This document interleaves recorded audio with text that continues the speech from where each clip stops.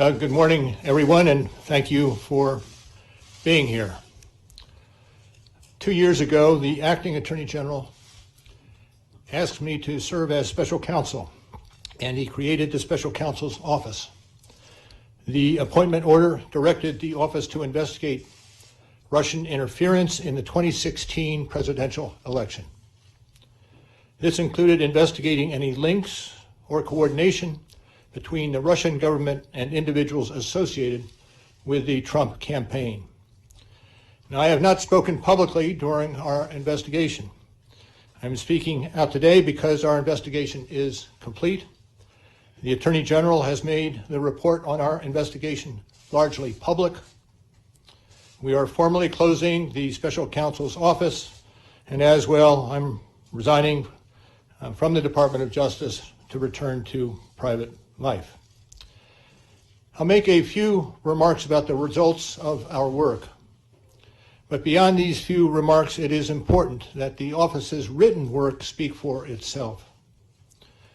Let me begin where the appointment order begins, and that is interference in the 2016 presidential election.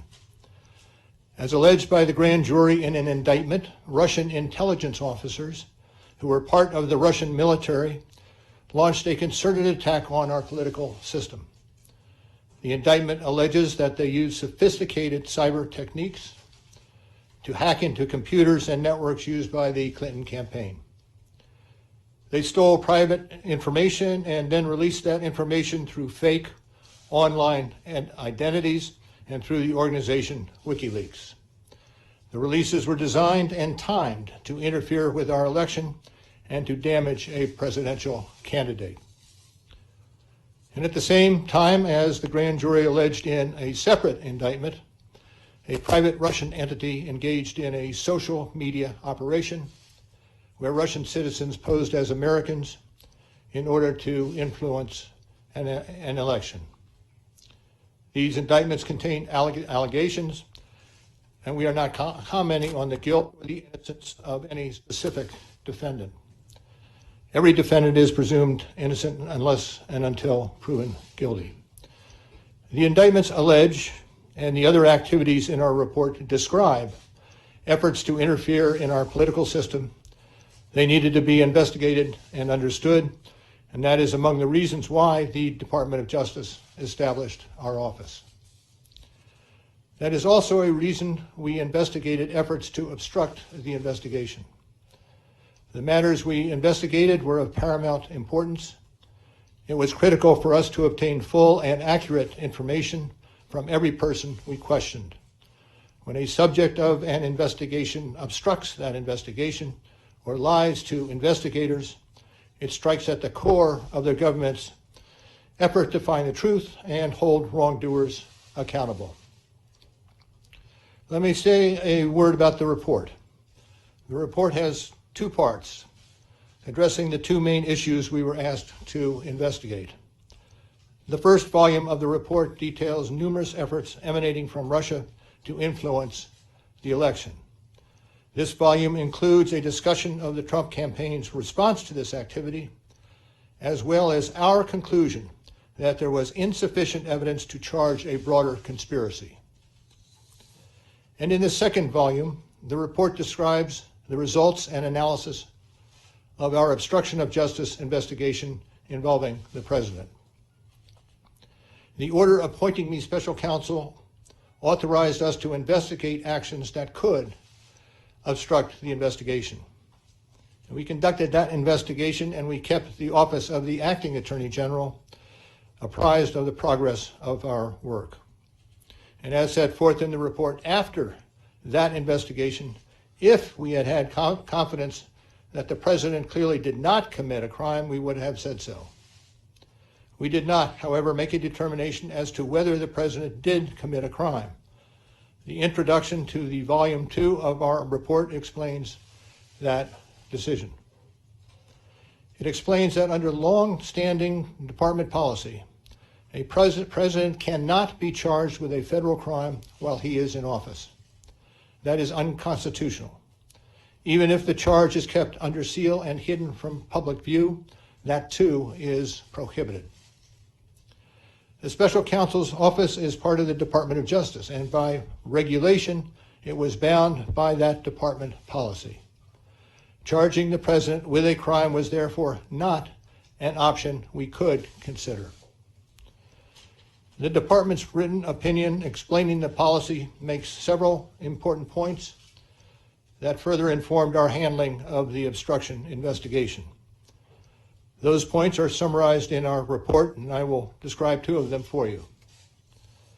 First, the opinion explicitly permits the investigation of a sitting president because it is important to preserve evidence while memories are fresh and documents available.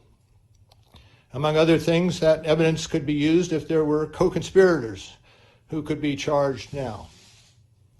And second, the opinion says that the Constitution requires a process other than the criminal justice system to formally accuse a sitting president of wrongdoing. And beyond department policy, we were guided by principles of fairness. It would be unfair to potentially accuse somebody of a crime when there can be no court resolution of the actual charge. So that was Justice Department policy. Those were the principles under which we operated, and from them we concluded that we would not reach a determination one way or the other about whether the president committed a crime.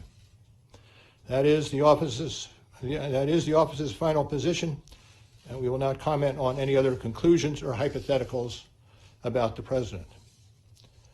We conducted an independent criminal investigation and reported the results to the Attorney General, as required by department regulations. The Attorney General then concluded that it was appropriate to provide our report to Congress and to the American people. At one point in time, I requested that certain portions of the report be released. The Attorney General preferred to make the entire report public all at once, and we appreciate that the Attorney General made the report largely public, and I certainly do not question the Attorney General's good faith in that decision. Now, I hope and expect this to be the only time that I will speak to you in this manner. I am making that decision myself. No one has told me whether I can or should testify or speak further about this matter. There has been discussion about an appearance before Congress. Any testimony from this office would not go beyond our report. It contains our findings and analysis and the reasons for the decisions we made. We chose those words carefully, and the work speaks for itself. And the report is my testimony. I would not provide information beyond that which is already public in any appearance before Congress. In addition, access to our underlying work product is being decided in a process that does not involve our office. So beyond what I have said here today and what is contained in our written work, I do not believe it is appropriate for me to speak further about the investigation or to comment on the actions of the Justice Department or Congress. And it's for that reason I will not be taking questions today as well. Now, before I step away, I want to thank the attorneys, the FBI agents, the analysts, the professional staff who helped us conduct this investigation in a fair and independent manner. These individuals, who spent nearly 2 years with the Special Counsel's office, were of the highest integrity. And I will close by reiterating the central allegation of our indictments, that there were multiple, systematic efforts to interfere in our election. And that allegation deserves the attention of every American. Thank you. Thank you for being here today.